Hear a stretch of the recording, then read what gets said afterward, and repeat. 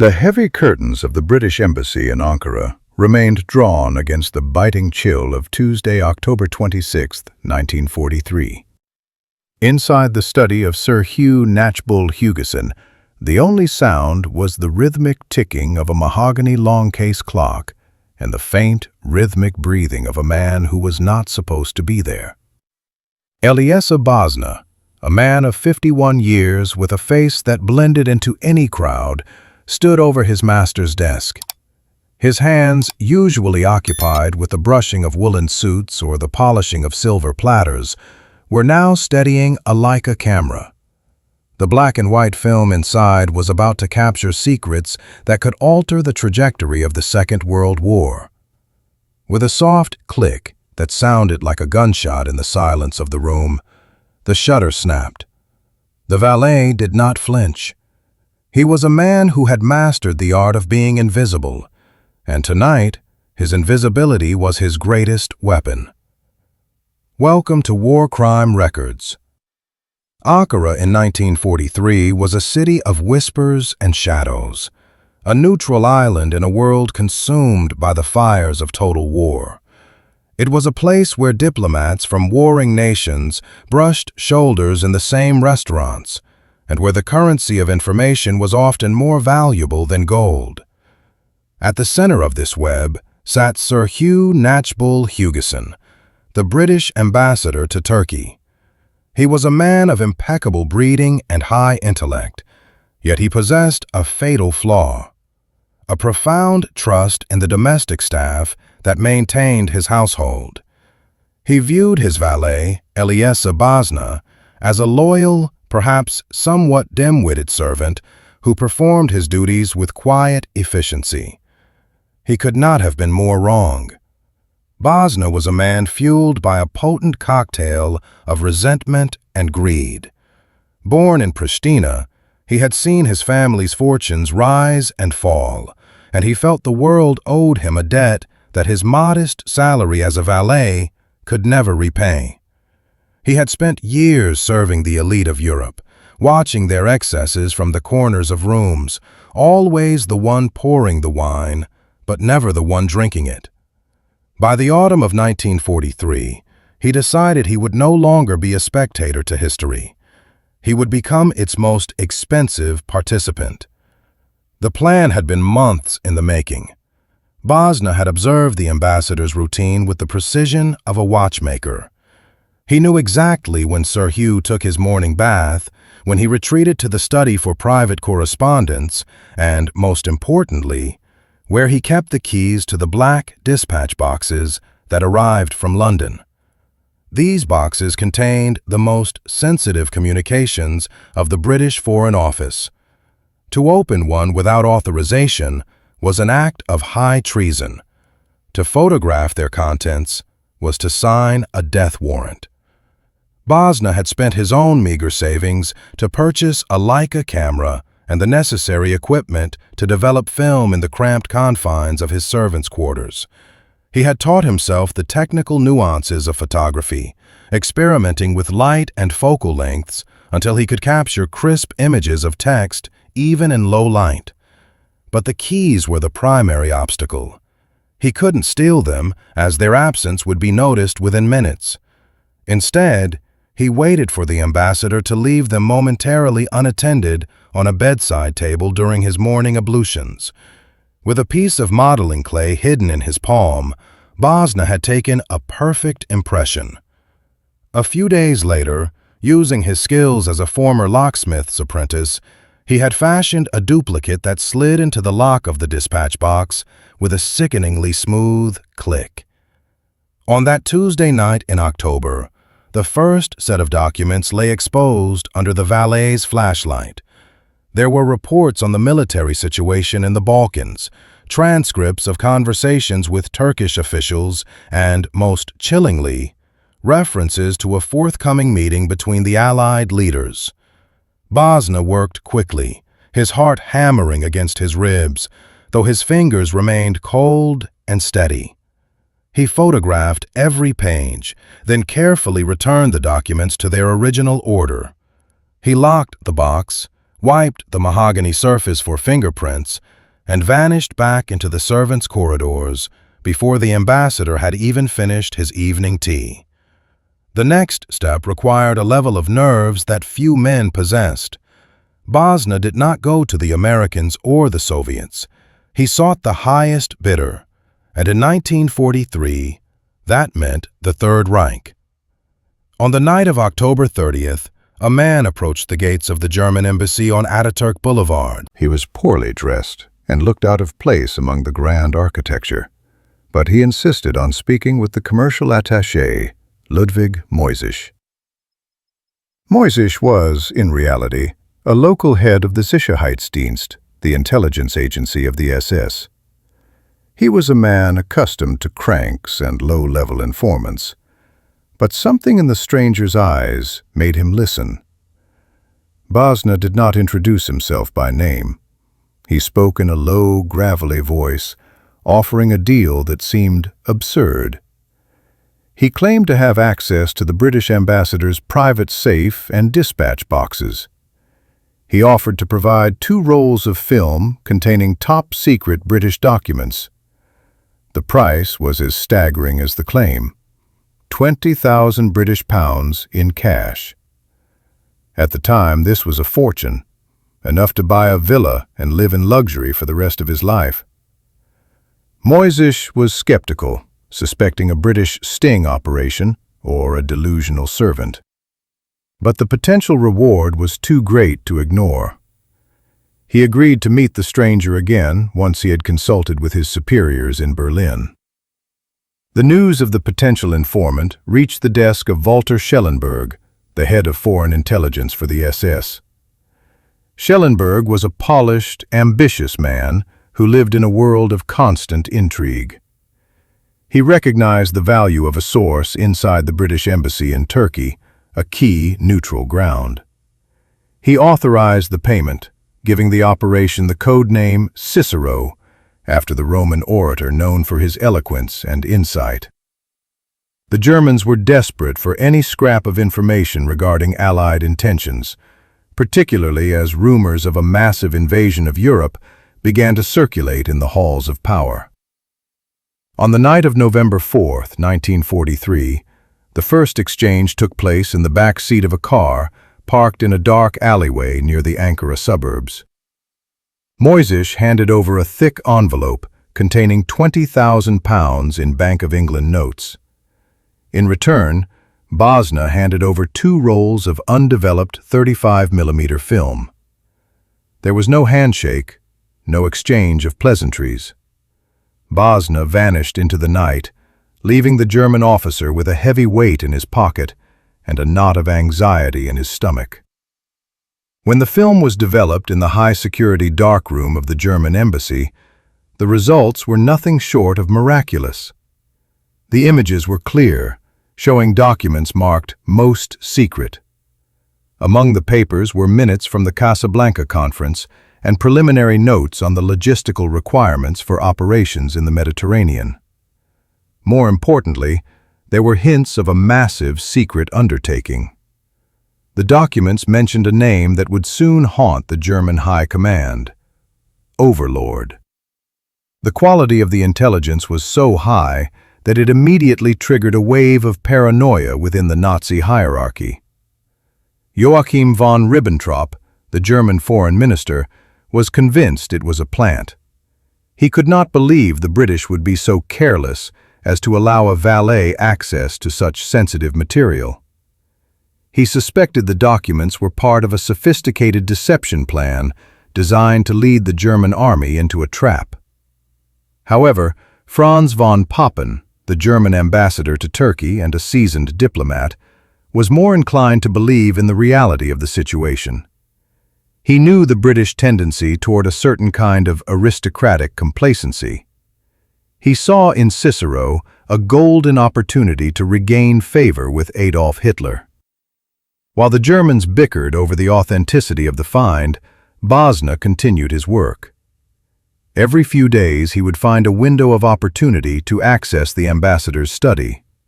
He became bolder, sometimes photographing documents while Sir Hughe was in the next room, separated only by a thin wooden door and the sounds of the valet's own humming. He developed a system of signals with Moyzisch, using the lights in his servants' quarters to indicate when he had new material ready for pickup. The documents began to reveal the grand strategy of the Allied powers. Bazna photographed plans for the Tehran Conference, where Stalin, Roosevelt, and Churchill would meet to decide the fate of post-war Europe. He captured details of the Allied pressure on Turkey to enter the war on the side of the British. Every photograph was a hammer blow to the German war effort, provided they chose to believe what they were reading. The intelligence was so fresh that the Germans often knew what the British ambassador was going to say to the Turkish government before he had even had the meeting. But as the piles of cash grew in Bazna's hidden floorboard, so did the tension. The valet lived a double life that was becoming increasingly difficult to maintain. By day, he was the humble servant, ironed and poised, answering every whim of the man he was systematically betraying. By night, he was a high-stakes operative for the Reich, navigating the treacherous waters of international espionage. He began to notice things he hadn't noticed before. A car that seemed to follow him for a block too long. A new security officer at the embassy who looked at him with a bit too much curiosity. The way Sir Hugh's hand lingered near the dispatch box after a long day of meetings. In Berlin, the SD was becoming obsessed with Cicero. They demanded more. They wanted the specific dates for the invasion of France. They wanted the locations of the landing beaches. They wanted to know the strength of the divisions being gathered in England. Bazna, sensing the desperation of his handlers, increased his price. For every new batch of film, he demanded £15,000. The Germans, caught in the grip of a war they were beginning to lose, paid without hesitation. On a cold evening in late November, Bazna was summoned to the ambassador's study earlier than usual. Sir Hugh looked tired, his eyes bloodshot from hours of reading. He pointed to the black dispatch box sitting on his desk. He told Bazna that the box contained the most important documents he had ever handled, and that it must not leave his sight for even a moment while he went to dress for a formal dinner.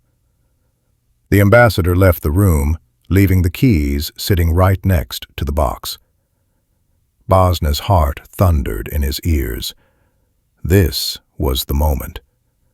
The box contained the final protocols of the Tehran Conference, the secret agreements that would define the final push against Germany. He reached for the keys, his hand trembling for the first time in weeks. He knew the risk was astronomical. If the ambassador returned for his spectacles or a forgotten handkerchief, it would be the end. But the lure of the information and the massive payday it represented was too strong. He slid the key into the lock. It didn't turn. He tried again, his breath coming in short, ragged gasps. The lock felt different. Had they changed it? Had the British finally realized there was a mole in their midst? He forced himself to remain calm, adjusting the tension in his wrist. With a soft click, the lid swung open. Inside lay a single, thick folder embossed with the seal of the Prime Minister. As he reached for the folder, a floorboard creaked in the hallway outside. Bazna froze. The footsteps were heavy and deliberate, approaching the study door. He looked at the open box, the camera in his pocket, and the duplicate keys still in the lock. There was no time to hide the evidence, no time to lock the box, and nowhere to run. The door handle began to turn. The door handle to the study rotated with agonizing slowness, the brass clicking against the strike plate. Elyesa Bazna stood paralyzed, his fingers still curled around the edges of the folder marked Most Secret. In that fraction of a second, the life of a pampered valet and the secret of £1 million fortune flashed before his eyes. He squeezed his eyes shut, expecting the booming voice of Sir Hughe Knatchbull-Hugessen to demand an explanation for his presence at the open dispatch box. Instead, the heavy door groaned on its hinges, and a soft, rhythmic scratching sound filled the room. It was not the ambassador. It was the diplomat's small terrier, which had nudged the door open and was now trotting toward the fireplace in search of a warm rug. Bazna let out a breath so ragged it felt like his lungs were collapsing. He did not waste another second. He snapped the Leica's shutter 4 more times, capturing the final pages of the Tehran protocols, then slid the folder back into its precise position.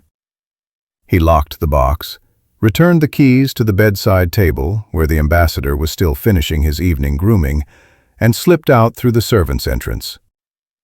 By the time Sir Hughe returned to his study, Bazna was in the pantry, calmly polishing a set of silver spoons. His hands did not shake, but his mind was already calculating the next payment. Throughout December 1943, a routine of incredible peril and profit established itself within the walls of the British Embassy. Bazna discovered that Sir Hughe possessed a predictable and deeply ingrained habit: the love of music. Every Friday afternoon, and often late into the evenings, the ambassador would sit at the grand piano in the drawing room, losing himself in the complex melodies of Chopin or the structured beauty of Bach.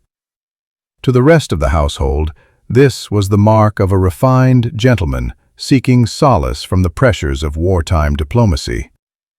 To Bazna, it was a countdown. The sound of the piano meant the study was unguarded. He began to time his thefts to the length of specific sonatas.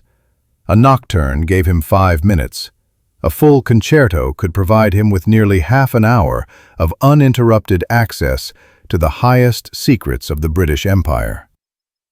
On Friday, December 17, 1943, as the opening notes of a Mozart piece echoed through the drafty halls, Bazna unlocked the safe. This time, the haul was unprecedented. He found a detailed summary of the recent meeting in Tehran between Winston Churchill, Franklin D. Roosevelt, and Joseph Stalin. The documents outlined the Big Three's agreement on the partition of post-war Germany and, most critically, the firm commitment to launch a cross-channel invasion of Europe in the spring of 1944. The word Overlord appeared with increasing frequency, though the specific location of the landings remained a closely guarded secret. Bazna's contact at the German embassy, Ludwig Moyzisch, was becoming increasingly agitated. The volume of intelligence Cicero was providing was overwhelming the small staff in Ankara. Every few nights, Bazna would meet Moyzisch in the shadows of the Kavaklidere district, exchanging rolls of film for stacks of British banknotes. The valet had become a millionaire in the eyes of his captors, yet he continued to live in his cramped servants' room, hiding the money under the floorboards and inside the lining of his old winter coats. He was a man drowning in wealth he could not spend, driven by an almost pathological need to prove his superiority over the men he served. In Berlin, however, the Cicero files were causing a civil war within the German high command. The intelligence reached the desk of Joachim von Ribbentrop, the arrogant and often incompetent foreign minister of the Reich. Ribbentrop was instantly suspicious. The information was too clean, too easily obtained, and too damaging to the Allied cause. He suspected that Cicero was a British plant, a double agent feeding the Germans a mixture of truth and lies to lead them into a massive trap. He openly mocked the intelligence in meetings with Adolf Hitler, arguing that the British would never allow a mere valet to handle such sensitive materials. Directly opposing Ribbentrop was Walter Schellenberg, the head of the SD. Schellenberg was a pragmatist who recognized the authentic tone of the British documents. He saw the specific details regarding the bombing of Sofia, Bulgaria, and the pressure being put on the Turkish government to abandon its neutrality. He believed Cicero was the greatest intelligence asset the Reich had ever recruited. The rivalry between the two men became so toxic that the Cicero files often sat unread on desks for days while the various departments bickered over who had the right to analyze them. This internal friction meant that even when Bazna provided the exact dates for major Allied bombing raids, the German Luftwaffe often failed to act, suspecting the information was a deception. By January 1944, the atmosphere in the British Embassy began to shift. The British intelligence services, specifically MI6 and the codebreakers at Bletchley Park, had picked up ripples of the leak. While they had not yet identified the source, they knew that the Germans were suddenly privy to information that could only have come from the Ankara embassy. A sense of quiet dread began to permeate the halls. Security was tightened. New locks were installed on the outer doors, and the staff was subjected to more frequent background checks. Into this tense environment arrived a new security officer from London, a man whose sole purpose was to find the leak. He was meticulous, observant, and unlike the ambassador, he did not see the domestic staff as invisible fixtures of the house. He began to monitor the movements of everyone in the building, from the highest-ranking secretary to the lowliest kitchen maid. Bazna felt the pressure immediately. He noticed the way the new officer would linger in the hallways, or how he would ask seemingly casual questions about the valet's activities during his time off. On the morning of Tuesday, January 11, 1944, Bazna was summoned to the security officer's makeshift office. The room was small and smelled of stale tobacco. The officer sat behind a desk cluttered with personnel files.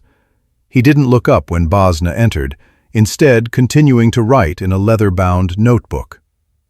For several minutes, the only sound was the scratch of the pen. Bazna stood at attention, his face a mask of subservient neutrality, while his pulse thundered in his temples. The officer finally looked up, his eyes sharp and analytical. He asked Bazna about his previous employment, his family in Pristina, and his reasons for working in Ankara. He then asked a question that made Bazna's stomach turn. Had he noticed anyone unusual hanging around the embassy gates, or had he been approached by anyone offering money for information? Bazna replied with a perfectly practiced blend of confusion and loyalty, claiming he saw nothing but the usual bustle of the city. The officer nodded slowly, dismissing him, but as Bazna turned to leave, the officer added a final remark about how the ambassador's safe had been acting temperamentally lately and would likely need to be replaced with a more modern, unpickable model. The threat was clear. The window of opportunity was closing. Bazna knew he had to strike fast if he wanted to secure his final, massive payout. He contacted Moyzisch and demanded a meeting. He told the German that he had access to a document that would confirm the exact timing of the invasion of France. The price for this final piece of the puzzle would be £50,000, an astronomical sum. The SD, desperate to settle the debate in Berlin once and for all, agreed to the terms. On the night of January 20th, 1944, a fierce blizzard swept across Ankara, burying the city in a thick blanket of white. The wind howled through the chimneys of the embassy, masking the sounds of the house. Sir Hughe had retired early with a heavy cold, and the security officer was busy coordinating the guard rotation in the outer courtyard. Bazna moved through the shadows of the upper floor, his duplicate keys clinking softly in his pocket. He reached the safe, his hands numb from the cold but steady with the resolve of a man who had nothing left to lose. He opened the safe and found the document. It was a high-level briefing regarding the final preparations for Operation Overlord. It contained names of ports, the number of landing craft, and the specific units involved in the first wave. It was the holy grail of military intelligence. Bazna set up his camera, the tripod legs scratching slightly against the parquet floor. He was halfway through the roll of film when he heard the distinct sound of a key turning in the study door's lock. There was no time to hide. There was no terrier this time. The door swung open, and the beam of a high-powered flashlight cut through the darkness, illuminating Bazna as he stood over the open safe, the Leica camera still held to his eye. The figure behind the light remained in the shadows, but the cold, metallic click of a pistol being cocked echoed in the silent room. Bazna's heart stopped. The game was up. He squinted against the glare of the light, expecting to see the grim face of the security officer or the disappointed eyes of the ambassador. Instead, a voice whispered from behind the light, speaking not in English, but in a panicked, hurried German. It was then that Bazna realized the embassy was far more crowded with ghosts than he had ever imagined. The shadow in the doorway of the ambassador's study did not move, but the voice that emerged from the darkness was thick with a panicked, guttural German. It was not a British guard, but a young, terrified clerk from the German embassy who had been sent by Ludwig Moyzisch to deliver an urgent message that could not wait for their usual midnight rendezvous. The young man had managed to bribe his way past the outer gate, but had lost his nerve in the silent, imposing halls of the British residency. In that moment of shared terror, Elyesa Bazna realized that the web of espionage in Ankara was far more tangled than he had ever imagined. He hissed a command in broken German for the boy to vanish, shoved the camera into the hidden lining of his jacket, and reset the safe's heavy tumblers just as the distant sound of Sir Hugh's coughing echoed from the master suite. The clerk fled into the snowy night, and Bazna was left standing in the dark, his heart a frantic bird against his ribs, realizing that his invisibility was rapidly dissolving. By the first week of February 1944, the atmosphere inside the British embassy had become suffocating. The arrival of a new American secretary, a woman named Nayla Kapp, introduced a new and unpredictable variable into Bazna's meticulously ordered world. Nayla was the daughter of a German diplomat who had broken with the Nazi regime, and she possessed an intellect as sharp as a razor and a gaze that seemed to linger on the valet a second too long. While the rest of the staff saw a quiet, efficient servant, Nayla saw a man whose eyes were too alert, whose movements were too purposeful, and who seemed to be present in every hallway at precisely the time sensitive documents were being moved. Unbeknownst to Bazna, Nayla Kapp was more than a secretary. She was an allied mole with deep ties to the American Office of Strategic Services, and she had been tasked with finding the leak that was bleeding the British dry. Despite the growing heat, the man now known to the Abwehr and the SD as Cicero did not slow down. On the evening of Monday, February 14, 1944, as a cold rain lashed against the windows of the embassy, Bazna hit the jackpot once again. While Sir Hughe was occupied with a long-distance telephone call to London, Bazna accessed a folder that contained the preliminary logistics for the Mulberry Harbors, the massive, portable artificial docks that would be used to offload troops and equipment on the beaches of Normandy. The level of detail was staggering.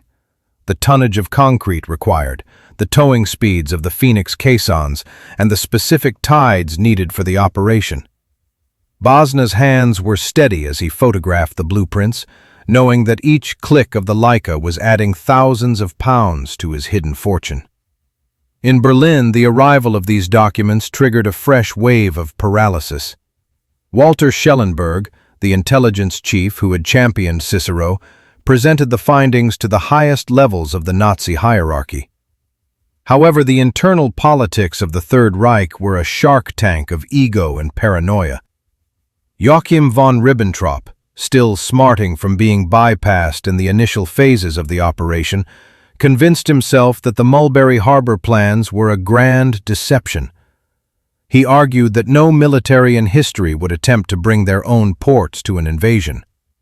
To Ribbentrop, the very brilliance of the intelligence was proof of its falsity. He dismissed the reports as a clever British ruse designed to make the Germans look for an invasion on a coast without deep water ports, further entrenching the German belief that the real attack would come at the Pas de Calais. To keep their prize informant active while they debated the validity of his work, the German intelligence services authorized a massive new payment. But the German economy was shattered, and real British currency was a rare commodity. To solve this, they turned to Operation Bernhard, one of the most audacious forgery schemes in history. In a secluded block of the Sachsenhausen concentration camp, a team of Jewish prisoners, skilled engravers, printers, and artists were being forced under the threat of death to produce near-perfect replicas of British 5, 10, and 20-pound notes. The paper was sourced from a specific mill, the watermarks were hand-applied, and the ink was chemically matched to the original Bank of England standards. When Ludwig Moyzisch handed over the next suitcase of cash to Bazna on the night of February 21, 1944, the valet was ecstatic. He opened the lid and ran his fingers over the stacks of crisp, white notes. They felt perfect. They smelled of the fine linen and high-quality ink that defined the wealth of the British Empire. Bazna, the man who had spent his life cleaning the houses of the rich, now believed he was the wealthiest man in Turkey. He began to spend his evenings in his small room, meticulously counting the notes and recording the serial numbers in a small ledger, dreaming of a life of absolute leisure in a neutral country once the war finally consumed itself. He had no way of knowing that every note he touched was a ghost, a piece of counterfeit paper that would be recognized as worthless the moment it entered a legitimate bank outside of the black market. Meanwhile, Nayla Kapp was closing the distance. She had begun to keep a log of Bazna's movements, noting the frequency with which he entered the ambassador's study when Sir Hugh was absent. She noticed that the valet, despite his modest salary, had recently purchased a new suit of exceptional quality from an Ankara tailor and was seen dining at expensive restaurants during his rare nights off.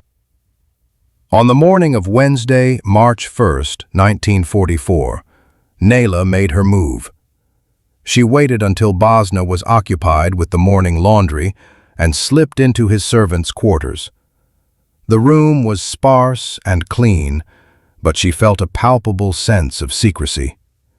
She began to tap on the floorboards, listening for the hollow ring of a hidden compartment. As Nayla searched the room, the British security team, led by the officer who had arrived from London in January, was conducting its own silent investigation. They had installed a series of invisible, hair-thin wires across the doors of the sensitive offices and safe rooms. They had also begun to use a new type of forensic powder on the handles of the dispatch boxes, a substance that was invisible to the naked eye, but would glow bright green under an ultraviolet lamp. The trap was being set with the cold, methodical precision of the British Secret Service. They didn't just want to stop the leak. They wanted to catch the spy in the act, with the evidence in his hands. Bazna, oblivious to the twin threats closing in on him, was preparing for his most ambitious theft yet. He had overheard a conversation between the ambassador and a visiting general about a document known as the Overlord Order of Battle. This document contained the specific designations of every division, brigade, and battalion assigned to the invasion, along with their expected landing zones. It was the master key to the Allied strategy. On the evening of March 8, 1944, as the ambassador sat at his piano playing a hauntingly beautiful rendition of Beethoven's Moonlight Sonata. Bazna moved toward the study for what he intended to be his final job. The hallway was silent, the only light coming from the flickering orange glow of the wall sconces. Bazna reached the door, his duplicate key ready. He paused, a strange instinct prickling at the back of his neck. He looked behind him, but the corridor was empty. He stepped into the study, the music from the drawing room drifting through the floorboards like a funeral dirge. He approached the safe, but as he reached out to touch the dial, he noticed something that made his blood run cold. A tiny, nearly invisible thread of black silk that he had placed across the safe door as his own personal alarm had been broken. Someone had been in the safe before him. He froze, his hand hovering inches from the cold steel. The music downstairs suddenly stopped, the silence that followed feeling heavier than the sound. From the corner of the darkened room, a soft, mechanical click broke the stillness, not the click of a camera, but the unmistakable sound of an electric light switch. The overhead chandelier flared to life, blinding him. As his vision cleared, he saw the British security officer standing by the door, and next to him, Nayla Cap, her face a mask of cold triumph. But it was not the pistol in the officer's hand that terrified Bazna the most. It was the fact that the safe door behind him was already standing wide open, and the documents inside were gone. The security officer didn't speak. He simply pointed his weapon at Bazna's chest and gestured for him to move away from the safe. At that exact moment, the sound of heavy boots thundered in the hallway. The Turkish police, acting on an anonymous tip that had bypassed the usual diplomatic channels, burst into the room. In the chaos that followed, a flashbang grenade of confusion erupted. The British wanted their spy, the Americans wanted their mole protected, and the Turkish authorities wanted to assert their sovereignty over the nest of vipers in their capital. In the scramble, Bazna saw a single chance. He lunged toward the heavy velvet curtains, intending to throw himself through the glass window into the garden below. But as he tore the fabric aside, he found himself staring into the eyes of a man he recognized from the German embassy, not Moyzisch, but a high-ranking SS officer he had seen only in photographs. The man was holding a heavy briefcase and a silenced Luger, his expression one of desperate urgency. He wasn't there to save Bazna. He was there to ensure that the secrets the valet held didn't fall into the hands of the British or the Americans, regardless of the cost to the spy's life.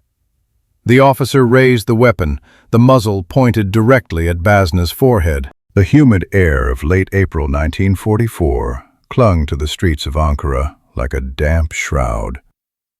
Inside the British embassy, the atmosphere had become so thick with suspicion that Elyesa Bazna could feel the eyes of the security staff burning into the back of his neck every time he crossed a room. The disappearance of the documents on that chaotic night in March had been smoothed over by a series of diplomatic lies, but the valet was no fool.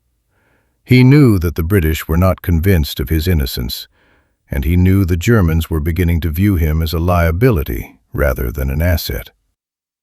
On Thursday, April 20th, 1944, Bazna walked into the office of Sir Hughe Knatchbull-Hugessen and calmly tendered his resignation. He cited his failing health and a desire to return to his family.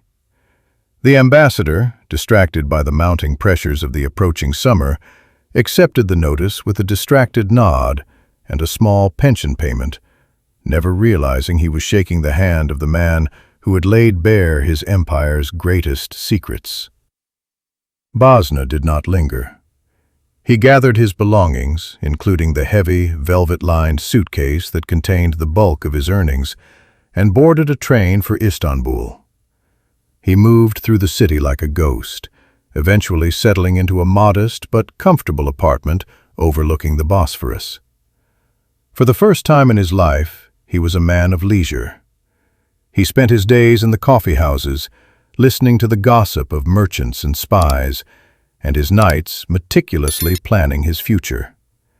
He envisioned himself as a titan of industry, a man who would build a luxury hotel that would rival the Pera Palace. He would call it the Hotel Cicero. He had over 300,000 British pounds hidden in his apartment, a sum that made him one of the wealthiest private citizens in neutral Turkey. While Bazna dreamed of marble lobbies and crystal chandeliers, the world he had helped destabilize was hurtling toward a violent crescendo. In Berlin, the intelligence he had provided was finally being viewed through the lens of impending disaster. As the spring of 1944 turned to summer, the German High Command could no longer ignore the massive buildup of Allied forces in southern England. The documents Bazna had photographed, the Mulberry Harbor plans, the troop concentrations, the specific mentions of Operation Overlord, were pulled from the discard files of the Foreign Ministry and re-examined with a desperate intensity. On the morning of Tuesday, June 6, 1944, the horizon off the coast of Normandy vanished behind a forest of Allied masts. As the first waves of troops hit the sand at Omaha and Juno beaches, the German officers who had dismissed Cicero's intelligence as a British plant were forced to confront a devastating reality. The intelligence had been 100% authentic. The very plans they had held in their hands months prior were now unfolding with mechanical precision on the French coastline. Had they acted on the information Bazna provided, had they reinforced the Normandy sector instead of clinging to the belief that the attack would come at Calais, the history of the 20th century might have been written in a very different language. But the internal rivalries between Ribbentrop and Schellenberg had paralyzed the Reich, and the greatest intelligence haul of the war was rendered useless by the arrogance of the men who bought it. In Istanbul, Bazna read the headlines with a mixture of awe and professional pride. He saw the maps of the Normandy landings and recognized the names of the units he had seen in the secret folders in Ankara. He felt a sense of godlike detachment.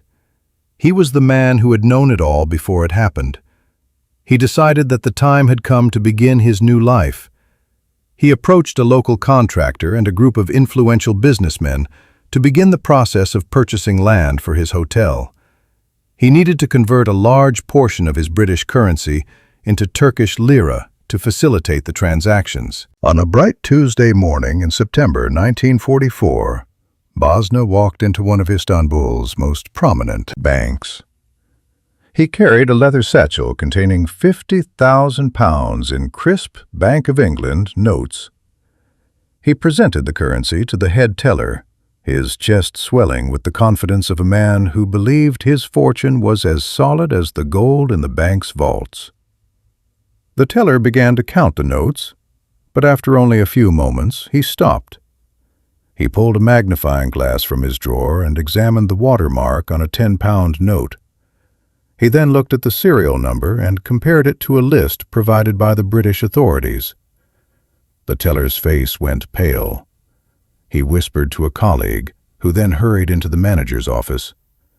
5 minutes later, the manager emerged, accompanied by 2 armed security guards. He informed Bazna that the currency was not merely suspicious, it was part of a known series of high-quality forgeries produced by the German government. Every single note in the satchel was a product of Operation Bernhard. They were worthless pieces of paper, decorative and meticulously crafted, but stripped of all legal tender status. Bazna was nearly arrested on the spot for attempting to distribute counterfeit currency, narrowly escaping only by claiming he had sold a large estate to a mysterious foreigner who had paid him in cash. He returned to his apartment in a state of shock. He tore open his hidden suitcase and began to inspect the rest of his hoard. He went from bank to bank, from black market money changer to underground jeweler, hoping against hope that some of the money was real. The result was always the same. The Germans, in their cold-blooded efficiency, had paid their most valuable spy with the very same fake money they used to sabotage the British economy. Out of the hundreds of thousands of pounds he had risked his life to obtain, only a tiny fraction, the initial payments made in genuine currency before the Bernhard notes were ready, had any value. The millionaire of Istanbul was, in reality, a pauper. The post-war years were a long, agonizing descent for Elyesa Bazna. As the dust of the conflict settled, the secret of Cicero began to leak into the public consciousness. In 1950, Ludwig Moyzisch published his memoirs, detailing the operation and confirming that the valet of the British ambassador had indeed been the source. Sir Hughe Knatchbull-Hugessen, retired and living in the English countryside, was forced to confront the humiliating truth of his own negligence. But for Bazna, fame brought no fortune. He was a man without a country and without a career. He tried to capitalize on his notoriety by writing his own book, but the proceeds were meager and quickly vanished into the hands of creditors. In the mid-1950s, Bazna made a desperate and legally absurd attempt to reclaim his salary. He traveled to West Germany and filed a formal lawsuit against the government in Bonn. He argued that as a former employee of the Third Reich's intelligence services, he was owed the balance of his payment in legitimate currency. He claimed that the German government had a moral and legal obligation to honor the contract made by the SD. The German courts, understandably, viewed the case with a mixture of amusement and contempt. They ruled that no court could enforce a contract based on espionage and high treason against a friendly power. Bazna was laughed out of the courtroom, his last hope for a comfortable retirement evaporated. By the early 1960s, the man who had held the secrets of D-Day in his hands was living in a cramped, one-room apartment in a derelict district of Munich. He spent his days wandering the parks, a forgotten relic of a war that most people were trying to put behind them. He took a job as a night watchman for a construction firm, ironically spending his final years guarding the property of others, just as he had once guarded the secrets of the British Empire. He lived in constant fear of being recognized, yet he also felt a deep, gnawing need to be acknowledged for the magnitude of his betrayal. Elyesa Bazna died of kidney failure on December 21, 1970, in Munich. He was 76 years old. At the time of his death, he possessed no assets, no property, and no family by his side. He was buried in a modest grave, his headstone making no mention of the name Cicero or the role he played in the greatest conflict in human history. He had been a man who sought to outsmart the world, a man who believed that greed and cunning could elevate him above his station. Instead, he became a cautionary tale of the intelligence world, the spy who sold the keys to the world's liberation for a suitcase full of beautiful, worthless lies. He died knowing that while he had indeed sold the secrets of the century, he was the only person involved who had gained absolutely nothing from the transaction. This has been War Crime Records. If you found this deep dive into the shadows of espionage fascinating, please subscribe to the channel, like this video, and share it with fellow history enthusiasts to help us bring more untold stories of the great wars to light.